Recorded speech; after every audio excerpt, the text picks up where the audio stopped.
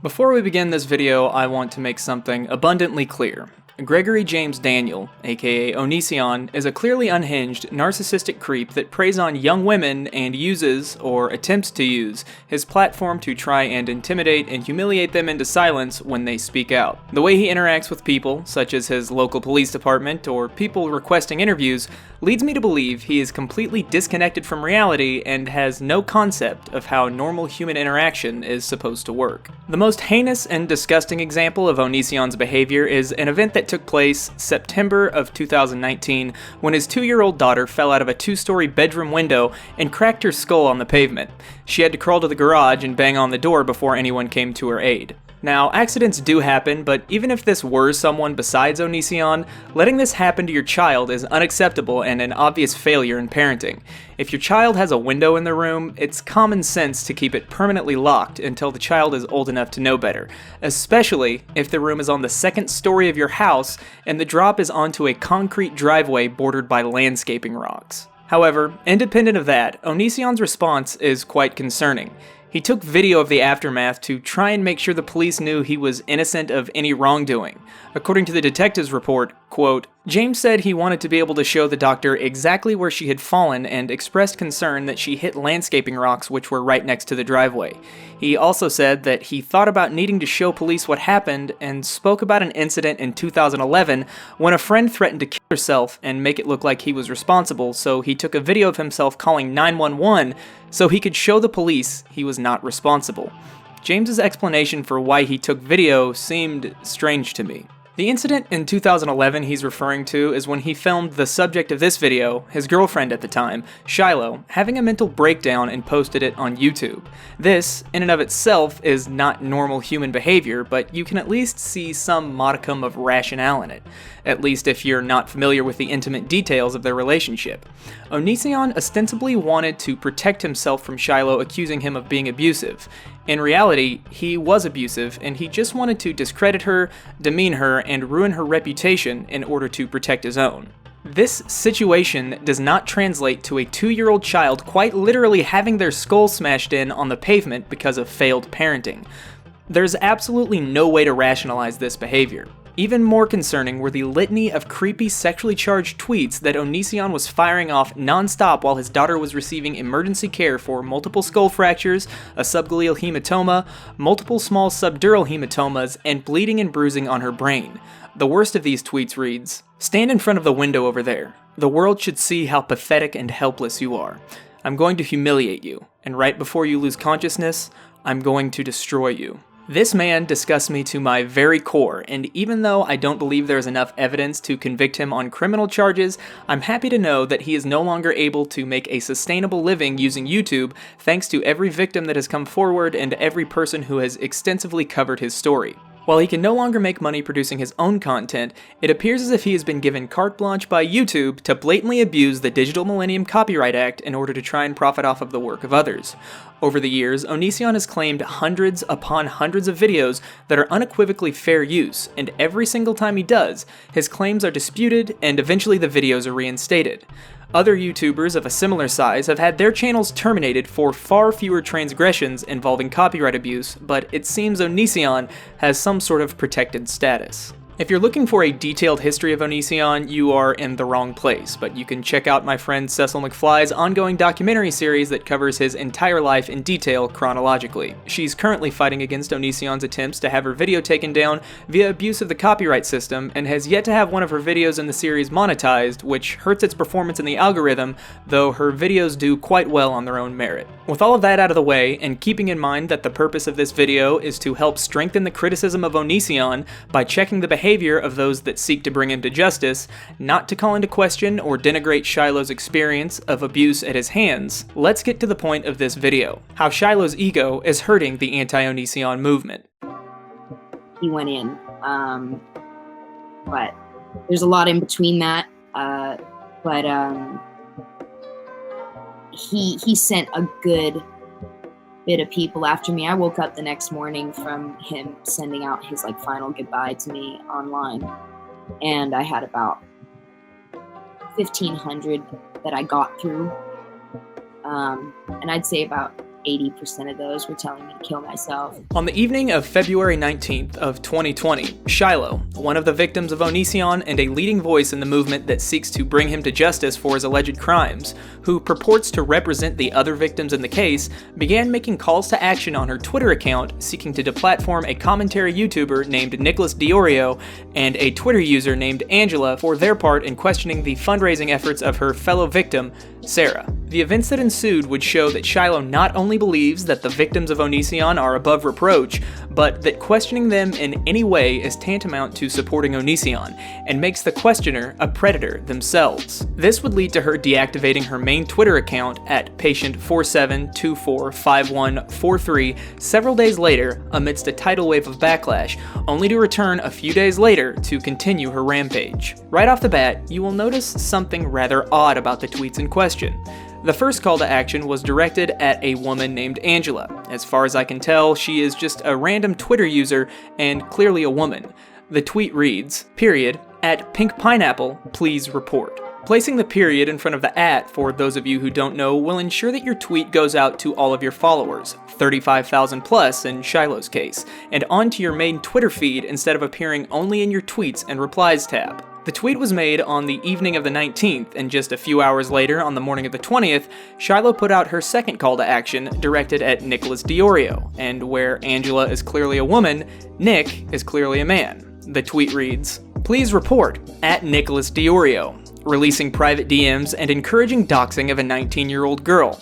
#deplatform predators." Aside from the obvious fact that her allegation of encouraging doxing was completely fabricated, many people, myself included, found it troubling that Shiloh implied that Nick was a predator for what we will see was no more than asking questions. I've seen a few people suggest that Shiloh was not implying that Nick was a predator, but simply trying to get the message out under the hashtag she always tweets under when participating in anything related to the Onision case, which is ridiculous on its face. The hashtag literally describes what the tweet is encouraging people to do: deplatform an alleged predator. But this is where the odd part comes in. Why then did her tweet to Angela not include the same hashtag? Angela was, after all, the person who Shiloh incorrectly believed Nick was encouraging to dox Sarah. It's because Angela is a woman and Nick is a man, and Shiloh knows that much of her following is hungry to take down predators with their own hands. This is a serious abuse of power that should have never been given to her. Shiloh's voice as a victim of Onision is important and should be heard, as it has been heard and will continue to be heard. But if she A, is still so traumatized from what she went through that she can't differentiate between real predators and people who she doesn't like, or B, is just a genuinely selfish, vitriolic person with an enormous glass fragile ego who will stop at nothing to discredit and humiliate anyone who doesn't parrot her opinions without question, then she has no place leading this kind of movement. Honestly, I think it's a combination of both, more the latter than the former, but whether you think it's both, wholly one reason or the other, or some other reason entirely, there is no excuse for leveling accusations that can ruin lives or trying to utilize your following to deplatform others who have done nothing to deserve it. It also cheapens the definition of what a predator is, allowing real predators to use your actions in their own defense, as we will unfortunately see later in this video. So let's take a look at the timeline of events so you can make your own judgment. On February 19th, Sarah, a 19-year-old victim of both Onision and his wife, made a tweet with a link to her Venmo asking for donations to get a new laptop for school, as hers had been given to the FBI along with her old phones in order for them to be examined for evidence against the pair. Most people wouldn't think twice about giving someone who is an obvious victim in this case some money to help her with what she's going through. After all, it seems as if about 1 in 10 YouTubers have profited from this case in some way or another, but that doesn't mean there aren't questions to be asked, particularly in the case of the laptop. The laptop had originally been sent to Vincent Nicotra, Chris Hansen's mentally deranged former producer, tech monkey, and right-hand man. Alright? Hey, listen. Chris and I work with the FBI. We're not investigated by the FBI. Let's get that straight. And if nobody believes me, I don't care if they believe me or not. I really don't care. I got nothing to prove. Chris Hansen has this confident air and charisma about him that would make any unsuspecting person, especially a 19-year-old girl, believe that he is basically an extension of the government and works perfectly in tandem with the FBI and other law enforcement agencies. This is far from the truth, and while he has undoubtedly done good things for this case as far as public perception and awareness go, the way he handled this piece of evidence may have ruined Sarah's criminal case completely, and at the very least offers a huge hole for Onision's lawyer to exploit should the case go to trial. This Twitter thread from a Newsweek reporter sheds light on the situation. Over the past few weeks, I've had multiple conversations with Vincent Nicotra about his recent behavior. On Sunday, he mentioned in passing that he still has possession of the laptop and phone Sarah had sent out in November. I thought that sounded really strange. When I interviewed Sarah back in December, she was confident that the FBI had both her laptop and cell phone, which contained messages sent to Kai when she was still underage. Vincent had told Sarah that the, quote, hard drive is being sent to the FBI, end quote. That never happened. And now we have messages between Vincent and Sarah. Vincent says, "It's not boring at all. Little do they know that your hard drive is being sent to the FBI. FYI, I'm going to install a new hard drive and rebuild your laptop." Sarah replies, "Did you find anything?" Presumably getting nothing back. Vincent said the original plan was to copy the data on the devices, then send it to the FBI. The package was shipped on November 7th to Vincent's address under Chris's name. Vincent claims Chris Hansen told him, quote, "not to touch it and wait for further instructions," end quote.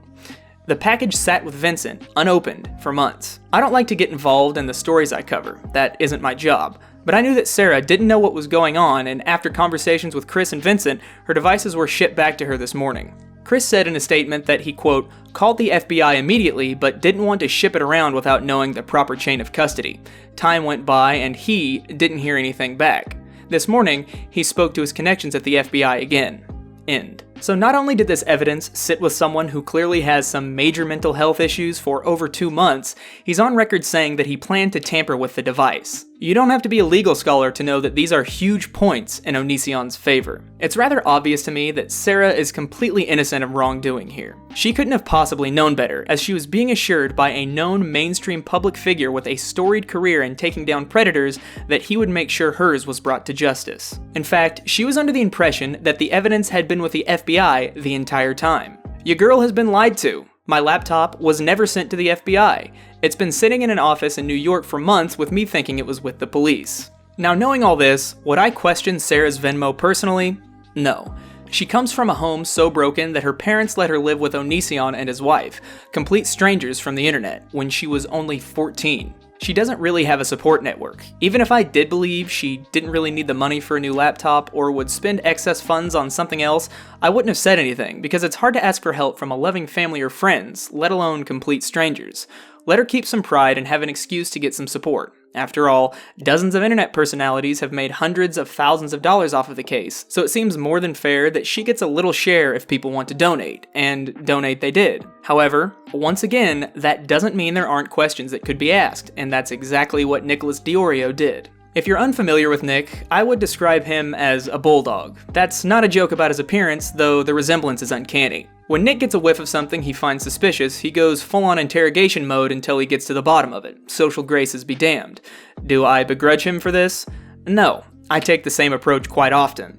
Do I think it was necessary in this case? Obviously not with what I've outlined above. However, Nick and a few others did, and that was their prerogative. He asks, "I'd like to restate @Josh Pescator's question. If you didn't have it during the entire time Chris had supposedly given it to the FBI, why do you now suddenly need an influx of donations for a replacement?" This question is a little snarky, but perfectly valid. I'll now play an excerpt from Nick's video to allow him to explain his line of thinking. So just to be clear, I have no problem with crowdfunding. I have no problem with victims or e-celebrities alike being paid by their supporters. My issue with the situation was its transparency, and it placed little seeds of doubt in my mind, and because of this lack of transparency, it's the reason I explored further. By this point, Sarah had answered my DM and added a bit more context to the messages, and this was equally as concerning. Now, she's told me that she wasn't aware how much money that they would give her, and the rest would be going towards her college tuition. I'm someone who firmly believes that it should be made clear to people what they are donating to and where their money is going, and this continued to make me more suspicious. I'll leave a link to Nick's video in the description so you can hear him tell his entire side of the story. From here on out, things get a bit convoluted, so bear with me. So, Nick and another YouTuber named Josh Pescator began a line of questioning, and naturally, other voices started chiming in. In particular, the user @PinkPineapple, aka Angela. There are 2 tweets of hers which we are going to focus on. In the first tweet, she provided a clip of Sarah stating that she didn't want to make any money off of the Onision case during a conversation with William the Fridge, to which Nick replies, "Good find." To me, this is not a good find. It's a nothing burger. 19-year-old girls changing their minds or saying something they don't mean in the heat of the moment is to be expected. Whether you think it's a relevant point or not, bringing this up is not by any means harassment, and Nick isn't inciting anything by saying it's a good find. Shortly after this tweet, however, Angela tweets, "Anyone know what city in Michigan she's in? I'm sure we can figure it out. I'm also in Michigan and quite familiar with the schools." Now, as far as I can tell, Angela's entire presence online is being an obnoxious boomer on Twitter, so maybe she has some defense of ignorance here, but I'm not sticking up for her. This was a bad tweet. Common sense should tell you that trying to identify someone's location or personal information in a public space like Twitter is creepy and uncalled for unless they have done something to warrant it. It should also be noted that despite how this tweet reads, it wasn't an attempt to maliciously dox Sarah, just to verify her story, that college was starting soon in her area and she now needed a laptop for school. After both sides of this little argument informed Angela that the tweet was way out of line, she deleted it, apologized to Sarah, and donated to her Venmo. That should have been the end of the story, but at this point, Shiloh absolutely lost her mind. That's not hyperbole, there really is no other way to put it. After seeing Sarah's quote tweet of Angela where she understandably told her to stop and called her a creep for asking about her personal information, Shiloh tweeted this, "You're really creepy and need to stop before I come by for a visit." This seems to be a thinly veiled threat of violence, followed shortly by the tweet I displayed earlier where she asks her 35,000 plus followers to report Angela's Twitter account. Angela set her account to private after she began experiencing a tidal wave of backlash, including alleged dox dropping, posting pictures of her child, and contacting her family about her online behavior. All of this is spurred on by Shiloh's promise. "Harass one of my girls, I'll come at you forever. No f***ing limits. Period. Try me." All of this is horrible behavior for someone who purports to be a voice for victims of abuse and harassment, but it probably could have been swept under the rug if Shiloh were capable of taking any kind of mild constructive criticism and wasn't surrounded by sycophants. However, Shiloh is incapable of taking any kind of criticism, and what she was doing behind the scenes will paint the portrait of a truly unhinged person. Angela blocked Shiloh's Patient Zero account, so Shiloh used one of her other Twitter accounts, @LilDoll, to direct message her. These messages wouldn't be leaked by Angela until a few days later after Shiloh had continued to escalate the situation, but for the sake of keeping things as chronological as possible, I will read them now. "I swear to God, I'm already on it on finding where the f*** you live." So much for that thin veil. This is an outright threat over a misunderstanding, but it doesn't stop there. These are the transcripts of the messages Angela was sent after reporting them to Twitter. "Shiloh, I don't give a f*** what it means. I literally want you to f***ing disappear. Angela, I have no desire to take advantage of young people. Shiloh, it would be a better world. Well, you did. Congrats. Angela, and I apologized. Shiloh, just eliminate yourself. No one wants you here." So Shiloh, someone who has put herself at the head of this Anti-Onision, anti-predator movement, who purports to speak for the other victims and calls doxing predatory behavior, told a woman in direct messages that she would find her and that she should eliminate herself. No willingness to accept an apology or understand that it was a mistake, just straight to encouraging someone to take their own life. This is not the behavior of a leader, this is the behavior of a spoiled child, and things don't get any better from here. In fact, the secondary theme of this video is, "But it did get worse." The next morning, which was the 20th of February, Shiloh begins her day by berating a random person who, after seeing the evidence Nick and others had provided, wanted a refund from Sarah. This is in reference to Shiloh's earlier tweet about the repercussions of coming after one of her girls. "How about no? One of your girls scammed me out of $50, so kindly go f*** yourself." "Prove it, weasel. Maybe don't send money to people if you don't want them to have it. No one scammed you, you're just stupid. F*** this app. Toxic bullshit. Good job taking all the attention off the actual problem. There is a f***ing pet on YouTube." Now, this heated response would be perfectly fine in my book, given two conditions. A, Shiloh wasn't trying to lead a movement, and B, Shiloh wasn't the one actively taking attention off of Onision with her own actions. She meets neither of these conditions. As an aside, this tweet was eventually removed for violating Twitter rules on harassment. She quote tweeted her own tweet saying, "I'm definitely starting to lose my patience with catering to an online platform during a legal investigation. Real life is happening outside of this. @Onision is still a pedophile. @Onision is still an abuser. @Onision is still dangerous. While this tweet was completely self-unaware, as Shiloh herself was the one distracting everyone from the main point of her cause, at least it's on point.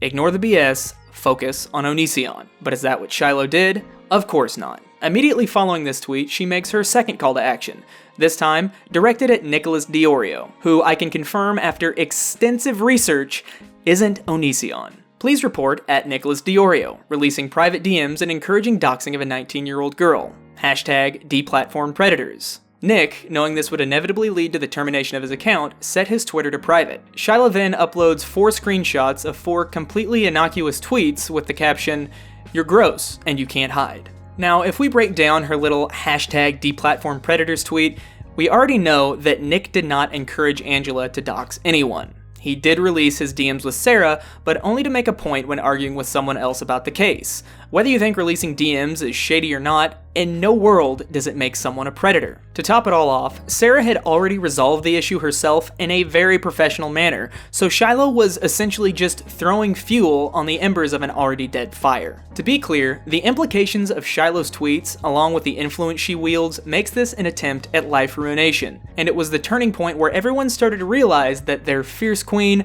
might not be the best face for their movement. Nick immediately debunked her claims and had an amazing show of support. Even Justin Wang, who typically doesn't touch drama with a 10-foot pole, came to his aid. Shiloh's next move will be forever imprinted in my memory as one of the most bafflingly stupid things I've ever seen on Twitter. And since everyone is so butthurt about this shit, f*** it. Hate me. And you can see here she linked her own Venmo for some reason. No matter how you look at it, this is just weird. Personally, it makes me feel that the reason Shiloh has situated herself in this position of leadership is for financial gain and a spotlight on her failed music career. That's why she becomes so irrationally angry and lashes out so aggressively when she starts to lose control of the narrative. After what I assume was some serious backlash, she deleted the tweet and instead started a GoFundMe for Sarah to get a laptop. Except she didn't make it herself. Someone else did, which caused even more unnecessary public drama over what was a simple communication error that should have been resolved privately. Shiloh seems to have a habit of sending her followers after anyone who even mildly gets on her nerves. Another trademark move of Onision. The GoFundMe also didn't make much sense because Sarah had already stated that she had more than enough money from posting her Venmo, but again, I don't really care because the people who were donating didn't seem to care, and for those who did care, Sarah was more than willing to offer refunds. Now we're going to jump over to the direct messages that Shiloh was sending during this time. The first set we're going to look at were sent to Josh Pescator, an independent reporter who has been skeptical of the entire Onision case, and who was the other main account that was questioning Sarah's Venmo along with Nick. Now look, I personally find the DMs Shiloh sent Angela to be funny because I know Shiloh's rage is impotent and the internet is a source of entertainment for me. But I can understand that not everybody will find comedy in them, and Angela herself was very hurt and scared. And when viewing the situation through a critical lens, it's a huge contradiction to what Shiloh supposedly stands for. But her DMs to Josh will be a bit of a reprieve for everyone, because they're pure classic internet gold. Like Angela, Josh wouldn't release these DMs until several days after he had received them, but I'm going to read them roughly when they occurred in this convoluted timeline. You want to handle this with someone your own age, or is it that you want to be like Greg so badly you actually start doing the things he's done? Does harassing a 19-year-old girl who lives alone make you feel big? This is a distinct pattern with Shiloh. She accuses everyone who criticizes or questions her of being just like Onision, while simultaneously behaving like him herself. Asking questions isn't harassment, but publicly telling your followers to report people is. I don't care about this person, same as I don't care about Greg, but the point stands. I ask questions to expose f***ing on the internet. Got time to answer a couple questions from me and my team? Because we got them. Oh yeah, I got time for your team. Please send me an email contact for your team so I can forward it to mine and Sarah's lawyer. So first off, Sarah and Shiloh don't share a lawyer, that's a flat out lie. Either way, you know you're on the losing side of the internet when you start threatening people with legal action over tweets.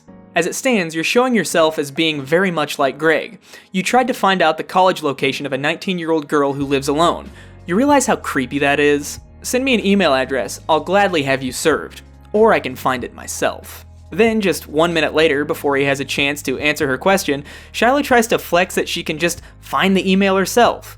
She really likes to brag about her doxing abilities like she's some sort of modern-day Sherlock Holmes, but finding the contact email of someone who operates under their real name is far from an impressive threat. Okay, where do you want me to send me and my team's list of questions? And P.S., there's no tweet of me asking for anything, ma'am.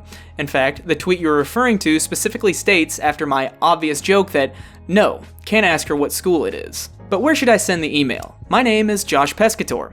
I am an independent reporter on YouTube. I didn't ask for a list of questions. I asked for an email for my lawyers to send you appropriate paperwork. It is fine. I already have one. Take care, Josh. You won't be much longer. I love how Shiloh acts as if Josh is obligated to give her his email, as if he couldn't just tell her to kick rocks. She really is desperate to maintain this illusion of total control. The way he's just unfazed by her obvious bluff had to have made her scream a primal scream of rage into her phone. Yeah, I saw that. Goodbye. I have a contact email for you now. Please no longer message me. It's pescatornewsnetwork@gmail.co. Whoops, pescatornewsnetwork@gmail.com. There it is. What's yours or your attorney's? Mine and Sarah's lawyer will be in contact with you. Goodbye. Again, they don't share a lawyer. I actually doubt Shiloh can even afford a lawyer, but I'll get to that later with my predictions for where I think the Onision case is headed at the end of this video. Needless to say, Josh never heard from Shiloh's fairy tale lawyer. I'll be honest, these next DMs made me one hot potato. I mentioned earlier that if you want a deep dive into all of Onision's history, and I mean all of it, you should check out my friend Cecil Mcfly's ongoing documentary series. Currently at 3 parts, 5 total hours, and over 500,000 combined views, she's made next to nothing for her efforts. From Onision false copyright striking her to YouTube demonetizing her, she's missed out on probably $5,000 in ad revenue, but she continues to subject herself to every detail of Onision's history because she wants the world to know to keep their daughters away from him. That, and she really hates him, in the way only a woman can hate a creepy guy. So when she came to me rather upset that Shiloh had sent her these messages for daring to say that Nicholas Deorio was indeed an asshole, but definitely not a predator, I was beyond livid. First, she shares someone else's DMs with Cecil, which, according to her own logic, is predatory behavior. That's what? 2 threats of doxing, several threats of physical violence, a threat of a lawsuit, and 1 shared DM. And unlike the people she is accused of being predators, the intent behind all of her actions have been explicitly malicious. The DM she shares reads, "Just a heads up, that Nick guy is f***ed. He will bait you girls and post DMs and everything. Just a heads up, he did the same with everyone else. He's scum." Then Shiloh adds, "How many girls does this type of shit need to happen to before people stop protecting bullies, harassers, slander pages, hate pages, groomers, pedophiles, and so on? This guy maybe isn't some of those, but the fact you're supporting him is gross. Don't support me if you're gonna support him." Let's break this down. First off, the person she shares the DMs of is called Schizophrenic Bong King on Twitter. I believe he is literally schizophrenic and a pretty nice guy despite what he said. More on him later, but suffice it to say, he isn't a reliable source, and one scroll through his Twitter page should tell anyone with half a brain that. I think this was just his weird, simpish way of trying to get Shiloh to avoid Nick. Second, let's address what she said about Nicholas Deorio. Maybe he isn't a bully, harasser, groomer, or pedophile. Look, I understand that a lot of people will make excuses because of what she went through, but in my book, Shiloh is a terrible person who doesn't deserve anyone's respect. Being a victim doesn't absolve you of the responsibility of leveling the accusation of groomer, predator, and pedophile at someone with precisely 0 evidence.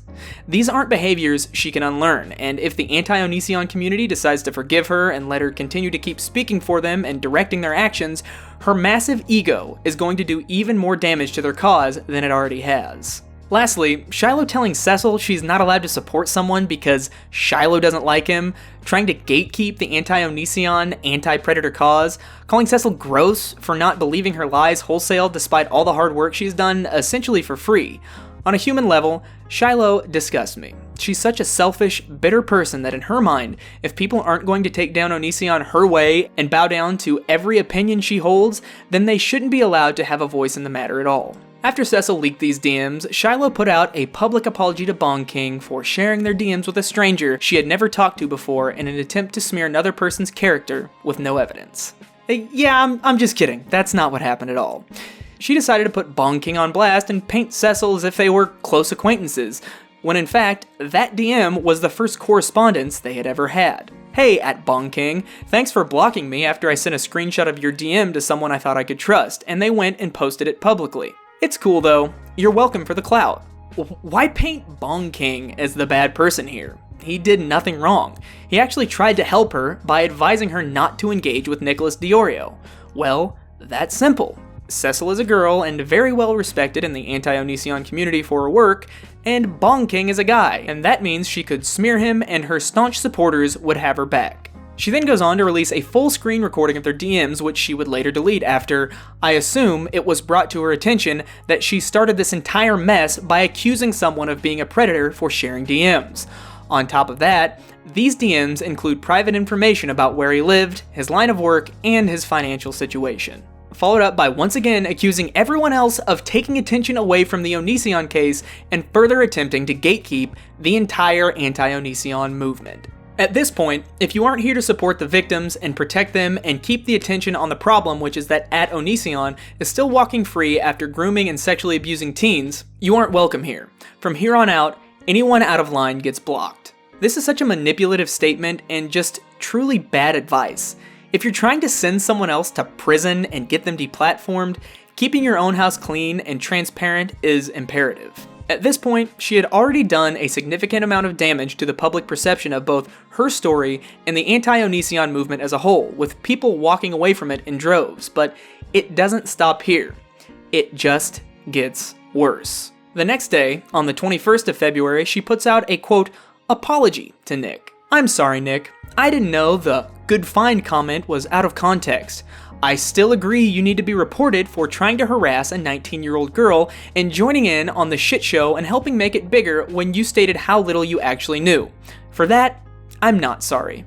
For someone who keeps claiming that the focus needs to be on Onision, she sure does love to fan the flames of pointless, petty drama. She immediately follows that up by quote tweeting it and putting out a non-apology to Bong King. I'm sorry, Bong King, for taking your message of warning and trusting it and also warning others with it, although it was cropped and all that could be seen was your profile picture.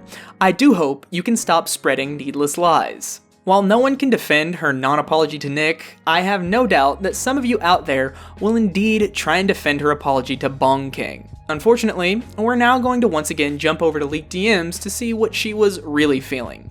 These are the absolute worst I will be reading in this entire case, in my opinion, but I'll let you decide. Love how my abuse is funny to you and you had to lie about so much. You're actually just a disgusting drunk creep and Small Town Redacted attached himself to a pretty young victim to make his own feel big. I hate you, and I hope you rot in hell with Greg, you creepy bastard. Correction, who attached himself? Fucking weirdo. Go smoke some more and collect your redacted check or work in your mundane ass construction job with your old frail ass creepy self. Fuck you, little bitch. I have family in Redacted. Have fun, face. Post these, you dumb shit little mini Onision. Is it that you didn't like I wouldn't reply every time you called me sexy or beautiful, you f***ing weirdo? You're disgusting, and everyone sees it. Keep roping yourself in with all the Greg stands, you bandwagon little bitch. You're so f***ing lucky my dad isn't alive, you f***ed up little prick. Anyone wants to defend that, be my guest. I can say, as someone who has talked with Bong King about the situation and read through the entire DM conversation between them that she leaked, that none of the things she has accused him of are true. She follows up her non-apology tweets by trying to justify her horrible behavior and makes a really embarrassing, vague tweet about seeing someone in court. Now, I'm not condemning the Anti-Onision community for any of Shiloh's actions, but anyone who's still defending her for them should really try and separate themselves from their emotions and look at the situation with an objective, critical eye. The next day, on the evening of the 22nd, Nicholas Deorio puts out his own video where he covers these events from his perspective and clears his own name. Once again, it will be linked in the description. On the 23rd, Shiloh makes the first good PR move in this entire story and deactivated her Patient Zero account, and as predicted, Onision himself made a video using the entire situation to try and discredit Shiloh's allegations against him. I shouldn't have to say this, but I will for the sake of the people who will still claim that everyone in opposition to Shiloh just wants to help Onision. All of the people on both sides of this argument disavowed Onision's video. To the credit of the Anti-Onision community, many big names did come out to let Shiloh know that what she was doing was incredibly damaging to the cause. Mr. Epsilon, who's done a tremendous amount of work to help bring attention to Onision, tweeted out this video with the caption, "No matter what somebody does or says, we are responsible for how we respond to that situation. I think everyone has regretted something they've said out of anger, but what's important is that we learn to have self-control, which is an endless journey." I never made that tweet. I almost made that tweet. I was angry. I was emotional. You went after somebody close to me and my family. But regardless of that fact, I messaged a couple of my friends. I'm like, I really want to make this tweet publicly on my social media. And they're like, don't do it, Daniel. I know that you're angry. I know that you're hurt. I know that you're emotional. But don't do this tweet because one is going to come back and haunt you. It's going to be used against you in the future. And they were right. Absolutely it would be. Because I, as somebody who has a growing social media following, I have to be responsible for what I say publicly. If I go off and tell a fan or somebody to kill themselves, regardless of how bad they are to me, I'm still responsible for what I say. I'm responsible for how I react and my response to those people. It is completely, entirely on me, on my response. It's hard. I get it. I understand it. But at the end of the day, if you have a social media following and your social media following is growing, you have to have self-control. If that means logging off of Twitter for the day, if that means just cutting off all the internet for the next week, so be it. This is jumping ahead, but Edwin Costa put out a 35-minute video on the 28th of February where he covers the entire situation in great detail and offers completely valid criticism from the perspective of someone who is in contact with the other victims Shiloh claims to speak for. Now, I don't know any of them, and I'm not putting words in Edwin's mouth here or basing this off anything he said, but I can almost guarantee you that the other girls are really sick of this petty drama Shiloh created and keeps feeding into. And I say keeps feeding into because she kept going after deleting her Patient Zero account and eventually reactivated it and continued to fan the flames. As if this situation wasn't bad enough, the timing lines up with Keemstar doing a sit-down interview with Onision on the 24th of February, for which Shiloh provided him a boatload of free ammunition to use against her. She has no one to blame for this but herself. In fact, all of this unnecessary petty drama may have been what led Onision to agreeing to the interview, because up until this point, he had been refusing to speak with Keem. Now, during the time her Patient Zero account was deactivated, on the surface, Shiloh was bouncing between false bravado and throwing herself a pity party on her various other social media accounts. On the 25th of February, she tweeted from her little doll Twitter account, "You know you that bitch when you cause all this conversation. Always stay gracious. Best revenge is your paper." If people didn't think this was all a cash grab for you, they definitely will now. Also, you're from Canada. Stop talking like that. I hope the victims get justice, but at this point, if I had the choice, I'd have never came forward publicly.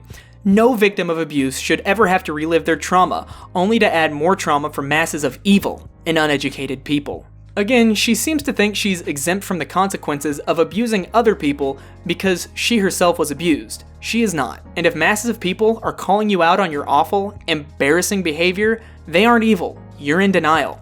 On the 26th, she posts this gem to her Instagram story. "To every single person speaking on my behalf without my consent, releasing personal content and conversations without consent, etc. I want nothing to do with this situation, and I would appreciate my name not being mentioned and my involvement to me absolutely 0%. I have not given consent for you to use my name or personal conversations for your learning or entertainment." Much like she cheapens the definition of predator, she cheapens the definition of consent by acting as if she's been violated by people talking about things she has said publicly or privately. They're not, but I suppose she can call her team of lawyers if she disagrees. On the 27th, she sends a DM from her Lil Doll Twitter account to user Donna, and then immediately blocks her. The DM in question is a complete denial of reality. "I never told anyone to kill themselves. Everyone took what I said and ran with it. Now clearly you don't care what condition my mental health is in, so I'm blocking you. Better yourself and maybe gain some experience and understanding." The fact that she expects people to be sensitive to her mental health after everything she has said and done is laughable. On that same day, she switches her Lil Doll account to private and begins once again antagonizing Nicholas Deorio. Because that's the best way to keep the focus on Onision, right? Double stuffed Oreos. That's a pretty good one. Double Stuffed Oreos seems to think that triggering a sexual trauma survivor's PTSD is funny stuff. Good stuff. Good find.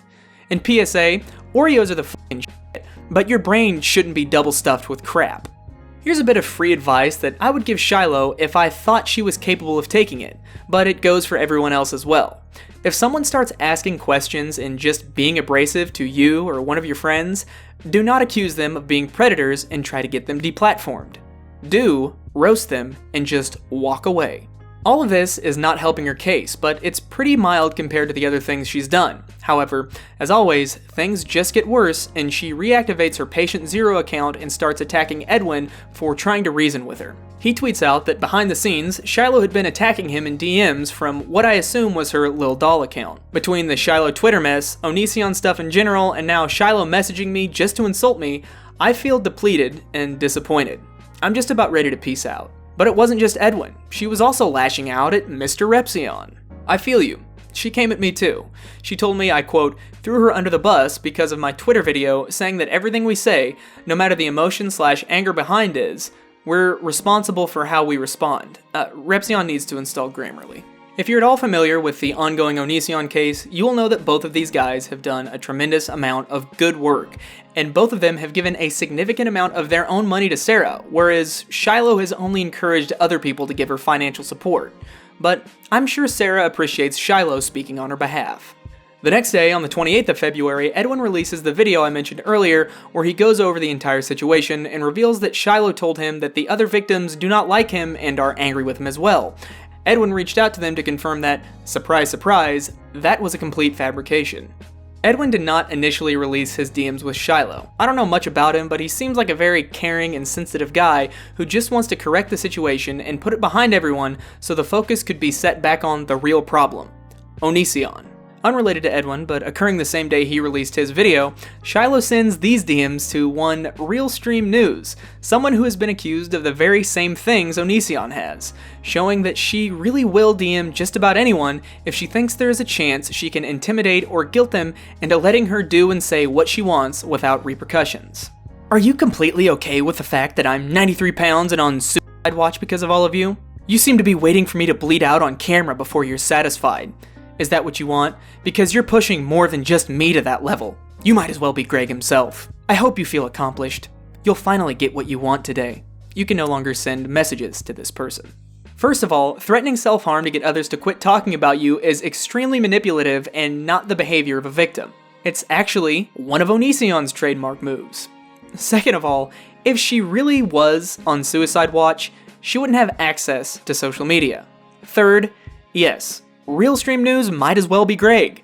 Any amount of cursory research would tell you that. On the 29th, Edwin makes a public tweet revealing that Shiloh is DMing his followers out of context bits of their DMs, and then asks her, very politely, to stop. At patient47245143, hey, please stop manipulating people by sending out of context tiny bits of our conversation to try and paint me as a liar. Nothing I said in that conversation was out of line, and you know it.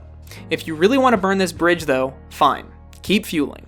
Shiloh, of course, continues to dump gasoline on the fire with a series of tweets. I can add full context if you really need, or you can just leave me alone and stop lining your pockets with your false narratives about me. Let me know what's convenient for you. She never drops the DMs. This is an empty threat and a terrible bluff, because Edwin also has the DMs and wasn't releasing them out of respect for Shiloh. She then quote tweets him again. Quote, did you really want to talk or did you just message me to condescend me? End quote. After I didn't reply within 24 hours, you send me this. I begged you to leave me alone after you sent me this message and opened up to you about the fragile mental state I was in. I'm sure we'll see how much begging was done when Edwin finally does release the DMs. She then quote tweets that tweet saying, I blocked you after the last, quote, please leave me alone that I sent.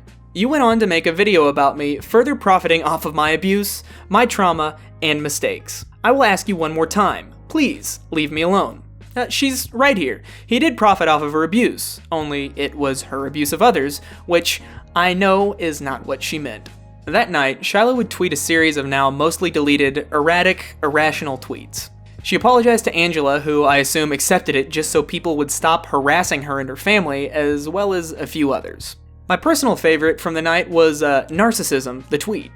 I'm trying to write my next album, put my abuser behind bars, recover from anorexia, find a way to afford therapy amongst many other real-life journeys. Good day to you, and take some time to think about what you're doing.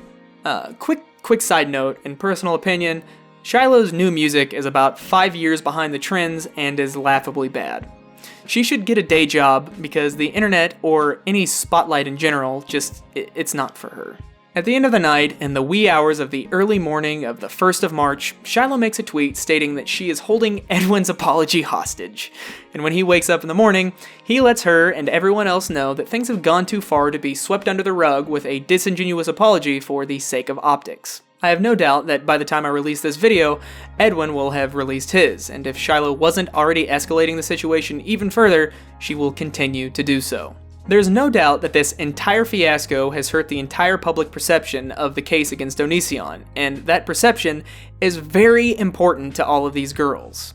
Only one of them has a criminal case that has any chance of going to trial. That's not to say Onision did not break any laws or abuse them, it's only to say that there isn't enough evidence to prove it. The only person who does have enough evidence to possibly convict him on, Sarah, has most likely had her case ruined by Chris Hansen for his mishandling of evidence. This is why public perception is so important and why it truly is a shame that Shiloh has done irreparable damage while her sycophants cheered her on. In the end, these women will need to file civil suits against Onision, not only for them to get a semblance of justice, but to set a precedent that YouTube can look at and finally do something about his continued monetized presence on the platform, and perhaps even his blatant abuse of the Digital Millennium Copyright Act. They need to be painted in the best light possible, because they will need to crowdfund the entirety of their case. Shiloh may try to act like she's some big money baller putting out music and stacking hundreds, but the truth is, she is broke as a joke. The other girls are struggling financially as well, and they aren't pretending to be swimming in cash. At the end of the day, I wish them all success in their fight against Onision, and I would encourage anyone who supports them not to allow Shiloh's ego to remain unchecked, and not to feed into her delusions. When someone does something wrong, let them know they've done something wrong. I will leave links to all the videos I mentioned in the description, along with Edwin's new video when it comes out. And with that, I'll give YouTube's most famous foot salesman, Mr. Repsion, the final word. If you have been abused in any fashion, physically, verbally, sexually, listen to this. You, as an abuse survivor or an abuse victim, do not get to abuse other people. Do not get to make false accusations just because you've been abused. It does not justify you going out and telling other people to end their lives or that you're going to find where they live. Not at all. Okay? My childhood, the way that I grew up, my dad was very verbally and even physically abusive at some points, does not justify me going into a relationship and physically breaking my girlfriend's jaw. Okay? Just because you've been abused doesn't mean that you get to go around and abuse or treat other people shitty. And also, if you have been abused in any way, it's also your responsibility to get help for that, to seek out therapy, or to seek out to get medication, or in any way that can help you get past this for your PTSD, any sort of trauma that you have. That's your responsibility to get help for.